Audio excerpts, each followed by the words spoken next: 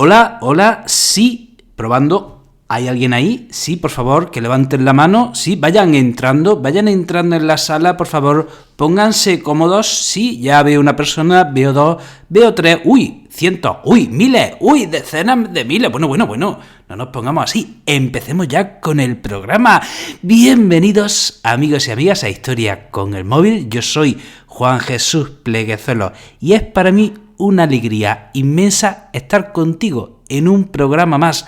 Qué suerte tenemos, ¿verdad?, de estar aquí tú y yo charlando de algo tan fascinante y apasionante como es la historia. Además, la historia nos da un plus y es que nos puede ayudar a entender qué carajo está pasando en la actualidad. Pero es que además tenemos otro plus y es que la historia es sencillamente fascinante y apasionante. Si eres un amante de la enseñanza, te recuerdo que tienes a tu disposición mi libro Sigue enseñando 10 razones por las que pensar que nuestra profesión es la más bonita del mundo. Se llama la enseñanza, y más si eres docente y a veces sientes que estás perdiendo la vocación, dudas de lo que estás haciendo, te viene abajo. Si esta es tu situación, este libro está escrito para ti. Un libro escrito para todos los docentes, sí, y para mí también. Bueno, empezamos con el programa, seguimos hablando de los reyes católicos, la pareja de reyes creo más influyente de la historia. Ya hablamos en el episodio anterior de la guerra civil castellana por la que tuvo que pasar Isabel la Católica para ser nombrada reina de Castilla, y llegamos a 1479 y al Tratado de Alcasova, en el que por fin se llega a un acuerdo con Portugal y se reconoce a Isabel como reina de Castilla, y ese mismo año, coincidencia, Fernando también es coronado rey de Aragón. Y yo estudiándome este episodio, miren, yo llevo años estudiando los reyes católicos, enseñando a los reyes católicos. Ya saben que tengo otro podcast, Historia de España para Selectividad, donde ya he tratado este tema, pero estudiándome este episodio yo me preguntaba, ¿los reyes católicos tenían un plan para hacer lo que hicieron? O sea, uno de los logros de los reyes católicos es ser los constructores de lo que podríamos considerar el primer Estado moderno de Europa. Ellos son los precursores. ¿Qué es un Estado? Un Estado es un conjunto de instituciones que organiza una sociedad y su territorio. Eso es un Estado. ¿Qué es una nación? El conjunto de la población que tiene características comunes que sienten que les diferencian de otros grupos poblacionales. Eso es una nación. Normalmente el Estado y la nación suelen coincidir, y en este caso se construye, en este caso tenemos la construcción de un Estado que coincide con una nación, ¿vale? Y son los reyes los precursores del primer Estado moderno de Europa, porque son los primeros que van articulando una serie de instituciones, ¿vale?, que organizarán el país. Para que nos entendamos, miren, en la Edad Media existían, los reinos, que venían a ser un poco la propiedad del rey. Y como propiedad del rey que eran, el rey podía llegar a dividir la tierra entre sus sucesores.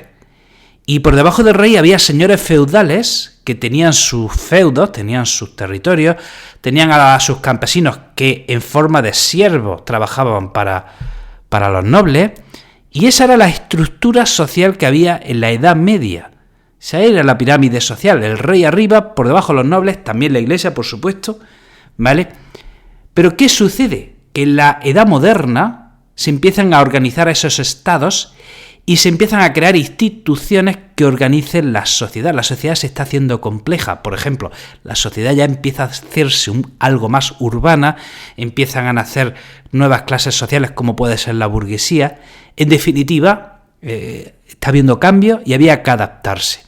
Y decía que estudiando este tema yo me pregunto, ¿los reyes católicos tenían un plan? O sea, ¿tenían un plan? O sea, alguien les dijo, mira, vamos hacia una nueva época y estos son los pasos que tenéis que dar. La respuesta que he encontrado es que no había un plan. Ahora, fueron tremendamente pragmáticos en cada paso que dieron, porque miren, en 1479 ya por fin Isabel y Fernando son reyes en sus respectivas coronas y tenemos la unión dinástica de Aragón y de Castilla, ¿vale? Que sí, cada reino con sus instituciones y leyes propias. Bien, pero fíjense, llegamos a 1480 y se convocan las Cortes de Castilla en Toledo, y en esas Cortes de Castilla empieza una serie de reformas que van a cambiar el país. Por ejemplo, en esas Cortes de Castilla se reforma el Consejo Real, que a partir de ahora estará muy cercano a la reina Isabel y que será determinante en la organización del reino. Se organiza la Chancillería Real, se organiza la Santa Hermandad, se crea la figura de los corregidores, se organiza la Hacienda Real, se organiza un ordenamiento de leyes, etcétera, etcétera, etcétera. Todo esto en las Cortes de Toledo de 1480. Es como que si ya tuviesen ellos un plan establecido a muy largo plazo. Y este es el origen, o sea, se nos pasa esta fecha, pero estas Cortes de Toledo de 1480 deben pasar a ser una de las fechas más importantes de la historia de España, porque ahí se empiezan a reformar una serie de instituciones que fueron absolutamente determinantes e influyentes en nuestra historia. Vamos a ver qué instituciones van creando los Reyes Católicos, que tienen su origen en esas Cortes de Toledo en 1480 y que, bueno, van a cambiar nuestra historia. Por ejemplo, los Reyes Católicos se crea, Isabel la Católica crea la Santa Hermandad. ¿Qué es la Santa Hermandad?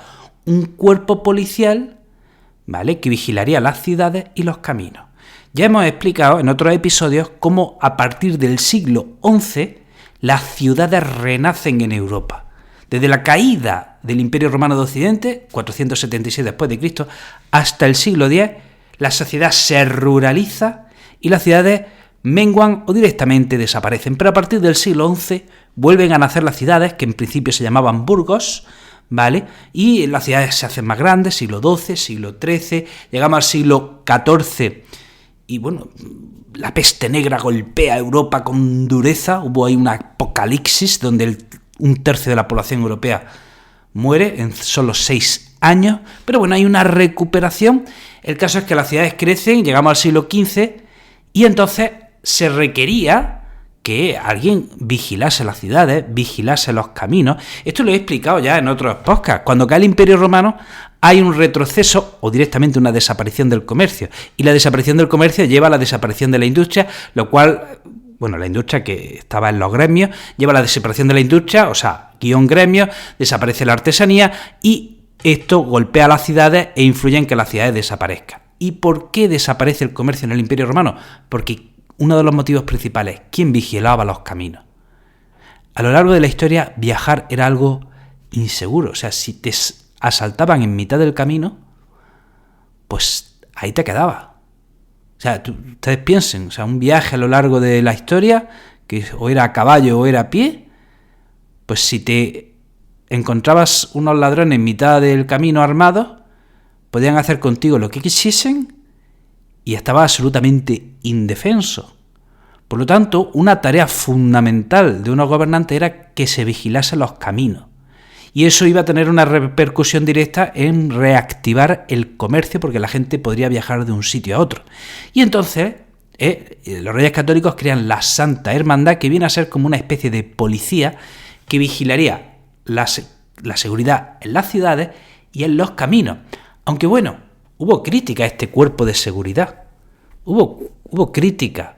Este cuerpo de seguridad tenía, ¿saben cómo vestían? Pues parece ser que sus mangas eran verdes. Y a veces los ciudadanos llamaban a este cuerpo de seguridad porque había problemas y llegaban tarde. Entonces la gente decía: a buenas horas, mangas verdes. De ahí viene la expresión, ¿sí? Yo me acabo de enterar preparándome este episodio. De ahí viene esa expresión, porque esta Santa Hermandad vestía con mangas verdes, entonces llegaban tarde y se decía: a buenas horas, mangas verdes. Me estoy preguntando ahora mismo si este dicho se dice en Latinoamérica. Por favor, los que me estén escuchando, díganme si esto se dice en su país: a buenas horas, mangas verdes. Por lo tanto, fíjense, ya tenemos aquí una institución fundamental en un Estado, que es la de velar por la seguridad, ¿vale? Porque alguien dirá: bueno, pero eso lo hace un ejército. Un ejército... Sí, esa es la función. Sí, la función de un ejército es, sin duda alguna, el orden, pero sobre todo un ejército está para defender un país de amenazas externas. Esa es la principal función de un ejército, ¿no? Entonces, para vigilar la seguridad interior, se requería este cuerpo de seguridad y ya, bueno, pues esto es un pilar fundamental en un Estado, es velar por la seguridad. Pero, ¿qué necesita más un Estado? La justicia. Por lo tanto, los reyes, Isabel la Católica refuerza la Real Audiencia y Chancillería, que es un tribunal supremo, y establece una sede en Valladolid. Ahí se establece la Real Audiencia de Valladolid, que viene a ser una especie de tribunal supremo de la época. Y luego se creará otra Real Audiencia en Ciudad Real, pero ya cuando se conquiste Granada, se llevará la sede de Ciudad Real a Granada. Así que tenemos dos sedes, dos reales audiencias en España, en Castilla. Una en Valladolid y otra sería en Granada. Así que aquí tenemos otro pilar más fundamental en la construcción de un Estado moderno. Ya hemos hablado de la seguridad, ahora estamos hablando de la justicia. Y fíjense, otra cosa interesantísima. Los reyes en la Edad Media gobiernan con el apoyo de la nobleza, el clero, la burguesía, o en otras palabras, las cortes. Bien, que principalmente lo que hacían las cortes era, bueno, aprobar un impuesto a cambio de una negociación, y así gobernaban los reyes como podían. Pero en definitiva es que los reyes en la Edad Media poco hacían en el sentido de que, oye, que el reino era su reino, que la sociedad no evolucionaba o evolucionaba lentamente y si acaso el rey lo que tenía que hacer era la guerra de vez en cuando. Pero la sociedad se está haciendo compleja. Entonces, ¿qué hacen los reyes? Pues modifican el Consejo Real y lo hacen una institución de gran importancia. Entonces, Isabel la Católica crea el Consejo Real. ¿Y qué es el Consejo Real? Pues un consejo de expertos que le va a ayudar a gobernar y que casi vienen a ser un poco el gobierno del reino. Ese Consejo Real estaba compuesto por miembros del clero, de la nobleza, pero en su mayoría eran letrados y juristas. Anteriormente el Consejo Real estaba compuesto por nobleza y clero, gente privilegiada, pero ahora dicen los reyes católicos, no. Vamos a formar un Consejo Real de expertos. Sí, habrá gente de la nobleza, habrá gente del clero, pero principalmente vamos a coger a gente que sepa, gente letrada, gente ilustrada, gente formada, y esta gente nos va a ayudar a gobernar. Y esta gente va a tomar decisiones importantes y son como consejo que son, estarán aconsejando continuamente a los reyes católicos y tienen tanto éxito que esto se replica y se creará un consejo solo para la audiencia, un consejo para la India, un consejo para esto, un consejo para lo otro, ¿vale? Y aquí, bueno, también nacerá un gran mal que ha quejado nuestro país, que es la burocracia, pero oye, era muy importante que hubiese un órgano de gente competente y formada, más que de gente noble, que sí, que a lo mejor el noble estaba formado, podía pasar y se daba algún caso. Pero no, el noble a menudo estaba ahí porque era su privilegio, pero ahora los reyes católicos dicen no, gente formada y preparada para este cargo. Por eso digo, cuantas más vueltas le da uno a esto, dice, bueno, pues estos tíos tenían un plan, o sea, fueron absolutos visionarios, ¿no? Entonces se crea ese Consejo Real. Además, ¿qué otra cosa es muy importante en el funcionamiento de un Estado? Leyes y que estén claras y que todo el mundo sepa cuáles son las leyes. Pero claro, había como muchas leyes dispersas, así que se crea lo que llaman el ordenamiento de Montalvo, donde se recopilan todas las leyes dispersas del reino. ¿Qué de ahí también muy importante? Las ciudades. Miren, los reyes consiguen fortalecer su poder gracias al apoyo de las ciudades. En la Edad Media los nobles tenían mucho poder, ¿vale? Entonces los reyes se alían con la burguesía para centralizar el poder en su persona frente a los nobles. Entonces tenemos el caso de que las ciudades se van haciendo muy importantes, la burguesía de estas ciudades también.